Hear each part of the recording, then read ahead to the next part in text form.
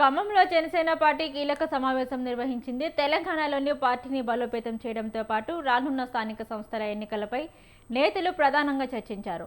Graduate MLC అభ్యర్థిగా గండాల శ్రీనివాసరావును ప్రకటించారు. సంస్థాగత బలోపేతమే లక్ష్యమని జనసేన రాష్ట్ర ప్రధాన కార్యదర్శి తల్లూరి రామ్ స్పష్టం చేశారు.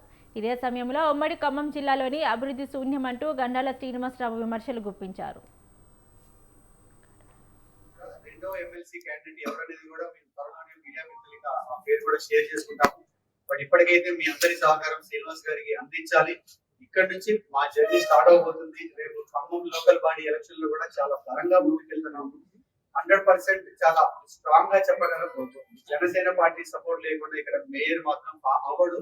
దానికి మా అధ్యక్షుల వారు కూడా ఖమ్మం ఇక్కడ ఒక 5 ప్లేస్లలో మీటింగ్స్ కూడా మేము యాక్చువల్ గా ప్లాన్ చేస్తున్నాం. దానికి సంబంధించి సెప్టెంబర్ 29 కానీ అక్టోబర్ 2 కానీ హైదరాబాద్ లో యువతతో జెన్జీతో 5,000 మందితో మీటింగ్ కూడా చేయబోతున్నాము.